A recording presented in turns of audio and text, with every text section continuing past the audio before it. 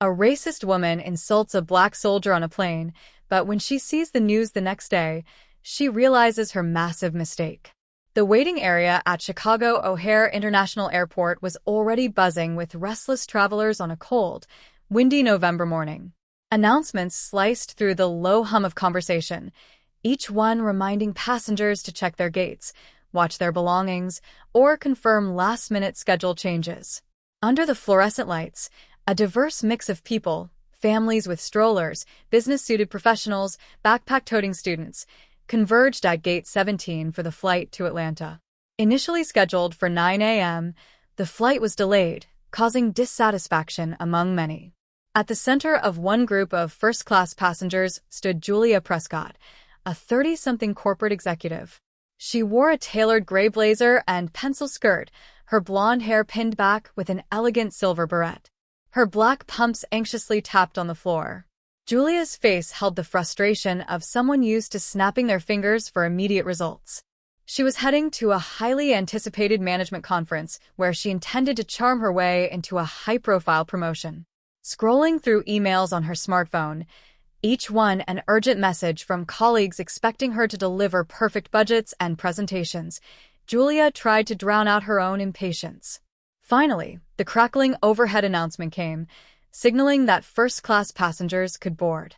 Julia exhaled, relieved that she would soon escape the chaos. Clutching her designer handbag and a glossy tote packed with her laptop and files, she walked briskly down the jet bridge. Inside the plane, the first-class cabin was a cozy bubble of extra-wide seats and champagne flutes. Julia claimed seat 2A, stowing her bag in the overhead compartment. She made a show of checking her phone one last time, scanning for urgent messages. Moments later, a tall, broad-shouldered black man in a crisp army uniform appeared near the front of the cabin. Scanning the row numbers, his name patch read Deeb Parker. With measured politeness, he nodded at Julia, then pointed to the seat beside her. 2B. Julia's green eyes flickered with annoyance as she acknowledged him with a stiff smile, a swirl of unspoken judgment spinning in her head. I wonder if he's here on some courtesy upgrade or discount. I paid top dollar for my seat, her prejudice whispered. He's probably not even paying full fare. Feeling put out, she sank into her plush seat and snapped her seatbelt, her body language clearly signaling she had zero interest in friendly small talk. Once Daniel Parker settled into his seat, he offered a polite nod toward Julia, but she pointedly turned toward the window. The flight attendants glided down the aisle offering pre-departure beverages, sparkling water, orange juice, or perhaps a mimosa. One attendant, noticing Daniel's uniform, paused and said, "Thank you so much for your service, Sergeant. Please let me know if you need anything." Julia couldn't hide her frustration. Of course, she thought bitterly, the extra perks for the military, everyone tripping over themselves to say thank you. Her lips pressed into a thin line as she reached for her phone, pretending to be busy. Julia had never considered herself overtly racist. In fact, she often boasted to friends that she was colorblind. Yet in moments like these, especially when her privilege or sense of entitlement felt threatened, she found herself quietly resenting those she deemed undeserving. A short while later, with the first-class passengers settled, the cabin doors closed and the plane taxied away from the gate. Daniel discreetly pulled a small photograph from his jacket's inside pocket. Julia noticed out of the corner of her eye that it was a picture of a smiling child, maybe 8 or 9 years old, wearing a sparkly headband and holding a soccer ball. Unable to restrain her curiosity, turned irritation, Julia said coolly, "Cute kid. Your daughter." Daniel turned toward her, surprise flashing across his features.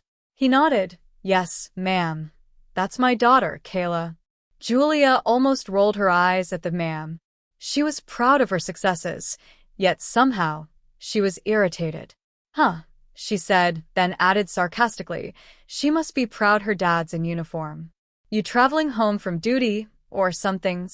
"I'm actually heading to Atlanta to see her," Daniel replied simply. Julia's nerves were already raw, and something about Daniel not elaborating provoked her further. She felt compelled to poke. "Must be nice to have the airline upgrade you," she said pointedly. You're in first class, right? Daniel's jaw tightened slightly. I paid for this seat myself. I'm not looking for free handouts, if that's what you're suggesting. His calm but firm tone pushed back against Julia's unspoken biases. She inhaled, forcing herself to appear unfazed, though inside, she felt resentful at being contradicted. Tucking an earbud into her right ear, she prepared to retreat behind her music and cut off any further conversation, despite the swirl of disapproval simmering inside her. Mid-flight, the cabin lights dimmed as attendants began serving lunch, salmon or pasta with a side salad and warm bread roll. Julia requested a glass of Chardonnay, hoping it would quell the subtle anger roiling in her chest. She glanced at Daniel, who politely declined the wine when an attendant handed him a tray. Again, the attendant expressed gratitude for his service, reminding him that any beverage of his choice would be complimentary. Julia couldn't hold back any longer. She angled herself toward Daniel. "Don't you ever get tired of people fawning over you just because you wear a uniform?" she asked, her tone dripping with hostility she couldn't fully articulate. His brow furrowed. "I appreciate the kindness, but I don't ask for special treatment." "Really?" Julia countered. "Because it sure seems like everyone goes out of their way to remind you how grateful they are. Meanwhile, the rest of us work just as hard but don't get free upgrades or freebies." Daniel set down his fork. "Ma'am, if it bothers you that much, I can pay for my own meal. It's not a big deal." His voice was controlled, but Julia could sense an undercurrent of pain. She shrugged. "It's not about the meal. It's about the principle." Her statement carried a prejudice she had never openly confronted.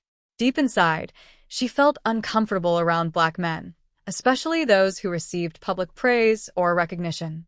It challenged her unacknowledged sense of superiority. Daniel looked away, a flicker of hurt crossing his features. But he seemed to decide not to escalate the situation. Instead, he took a breath. "I'm heading to Atlanta because my daughter has a medical issue. I'm just trying to be there for her." Julia froze for a moment, feeling the faintest stir of empathy, but she buried it. "Well, good for you," she murmured, picking at her salad. "Probably another sob story about medical bills or something," she told herself. Silence fell between them. Despite her best efforts to bury the flicker of conscience, Julia couldn't entirely dismiss the growing unease. She glanced at the photo again, seeing Kayla's bright smile. For the briefest of moments, Julia felt something akin to guilt. But she quickly hardened her resolve. "I'm just being realistic," she told herself. "Not everyone who wears a uniform is a saint." When the plane touched down at Hartsfield-Jackson Atlanta International Airport, a collective sigh of relief rippled through the cabin. Flight attendants read off the arrival gate and warned of a rainy forecast. Julia unbuckled, eager to distance herself from the soldier she had so brusquely dismissed. She refused to meet Daniel's gaze as she maneuvered into the aisle. As she stepped off the plane, she overheard Daniel on the phone, saying, "Yes, Miss Carter, I'm here. I'll be at the hospital soon." The urgency in his voice nagged at the edges of Julia's consciousness, but she pushed the thought aside. "I have a conference to crush," she reminded herself, checking her watch. Inside the terminal, she strode toward baggage claim, ignoring the bustle of families reuniting, business people in a hurry, and tourists gawking at the massive airport signs. Her phone buzzed with a text from a colleague. "We need your updated slides by tonight. Big pitch tomorrow. Where are you?" Julia typed a brisk response, glancing over her shoulder once to make sure she wasn't being followed by any well-meaning soldier. At baggage claim, she grabbed her sleek silver suitcase. Just as she turned around, she spotted Daniel again, this time on the far side, still seemingly on the phone. Something about his lowered head and tense posture tugged at her heart for a split second. But she shook her head, steeling herself against any compassion that might threaten her carefully curated outlook. "He's not my responsibility." By the time Julia slid into the back seat of her pre-booked car, rain was pelting the windshield. "To the Harborwood Hotel, please," she instructed the driver. The man nodded, and they merged into Atlanta's notorious traffic. Leaning her head back, Julia tried to focus on the big presentation waiting for her in less than 24 hours. She scrolled through her phone, adjusting financial figures and storyline arcs in her pitch deck. But she found it harder than usual to concentrate. A small but persistent voice in her mind replayed the brief conversation with Daniel, the pain flickering in his eyes, the mention of his daughter's medical issue. No, she told herself. I refuse to let that disrupt my sense of order. Soldiers come home all the time with sob stories. Life's tough for everyone, isn't it? Julia's conference kicked off the next morning in a gleaming downtown skyscraper. The event hall buzzed with talk of new market strategies, leadership theories, and whispers of possible corporate mergers. Julia circulated confidently, shaking hands, exchanging business cards, and setting up her laptop for her main presentation. She thrived on the adrenaline of corporate success, each handshake reinforcing her sense of power. After delivering her talk, complete with polished slides, statistics, and a dash of humor, Julia received congratulatory nods. Her phone chirped, and she stepped outside the conference room to check messages in a quiet corridor. She saw a notification from her local Atlanta news app. Local Army sergeant's child fighting for her life. Community rallies for support. The accompanying thumbnail displayed a small image of a hospital room. Ordinarily, Julia would have dismissed such a headline. But she couldn't help clicking this time. The article opened with, Sergeant Daniel Parker, recently returned from a tour overseas, is appealing for help with his daughter Kayla, who has been diagnosed with a life-threatening congenital heart defect. Julia stared at the screen, her stomach twisting. The article included a photo, the same bright-eyed girl from Daniel's snapshot. Kayla was hooked up to multiple tubes in a pediatric ICU.